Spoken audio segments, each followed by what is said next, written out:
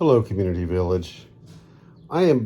Apologize that I have to do this from bed this evening, but today is the day that I need to turn in the video, and I've been bedridden with sciatica for about a week now, but I refuse to be defeated. Because you see, I looked beyond the curvature of the earth, past the myriad of planets and stars, expanding and contracting just beyond the dust on my windshield. And I called out to God himself. I said, God, I matter. And God responded. He said, why, yes. Yes, you are. And at that point, I realized that I really am one with God. Only once you become one with God, do you then pray to yourself? God, I hope not. Because I don't know about you, but I'm the kind of rebel that on those rare moments when I find myself in charge of something, I feel the need to question my own authority. I find myself looking in the mirror saying, don't let me tell me what to do. And that's when it occurred to me that that's what the Bible meant, that we were all created in God's image, that he was just looking in the mirror and therefore did it all backwards, which would make a lot of sense.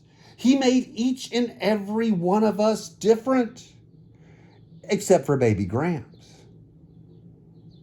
It's all one big merry-go-round.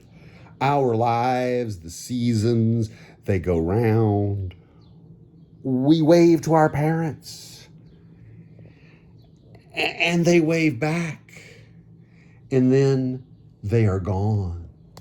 And we see people on their high horse reaching for a brass ring that is just out of reach, and as it gets close, the horse goes down. The band has been replaced by a calliope that makes Entrance of the Gladiators sound like Pop Goes the Weasel, and when it's all over, we are right back where we started. Sometimes we dream. Sometimes we dream big, which is why I rolled over this morning and mashed the snooze button, saying, I must keep the dream alive. But in the dream, there was traffic, watts of traffic. And on the other side of the road, there was this chicken taunting me, saying, who are you to question my motives? And I started to cross the road, wondering if I was as indecisive as I used to be. And I found myself taunting back at the chicken, saying, just because I changed my mind doesn't mean I'm not still right. But the chicken chided back, saying, to answer your question, it was the rooster that came first. And the reason that I did not cross the road was because I wanted to go down it. Going down the road, feeling bad with a rubber chicken hanging from my rear view. Because I don't know about you, but I would rather hang with people who are looking for answers rather than people who have found them. And whether or not I have found any answers, Community Village, you know this. I've been doing this for 30 years, and I just can't remember, because at this point in my life, having a bad memory is the only thing that gives me a clear conscience.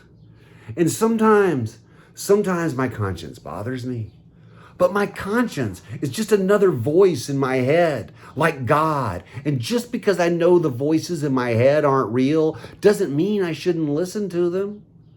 I mean, I listen to the news and I'm pretty sure that's not real. I mean, sure, God created the stars. But let me ask you, who created the constellations? Who sat at the prehistoric version of the Community Village, which sits at the center of the 8 at the Oregon Country Fair? And if you turn the 8 on its side, Community Village sits at the center of infinity. And who sat in that prehistoric spot and told a story as someone painted pictures in the sky, and someone saw that picture and painted it on a cave? And someone saw that picture and told another story. And every story paints 1,000 pictures. And every picture tells 1,000 stories. You do the math. Count the stars. And when you count the stars, the universe becomes totally abstract. And God becomes this giant Jackson Pollock.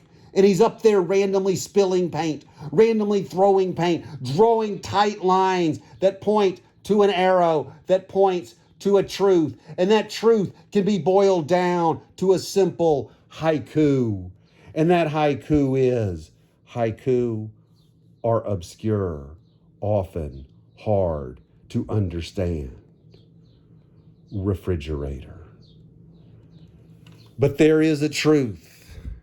And that truth is the power of good is greater than the power of evil. Can I get an amen? I'm going to say it again. The power of good is greater than the power of evil. Just not by very much. But the future can be predicted. Because, my friends, what's ahead of us depends solely upon what is inside us. My name's Chris Chandler. Thank you for listening to me, Community Village. On Sunday evening, I will be doing the library show, which for a lot of people is the end of the country fair, and I will be doing it at dark 30 West Coast time. Thank you for listening to me, Community Village. Have a good rest of your evening. We're all in this together.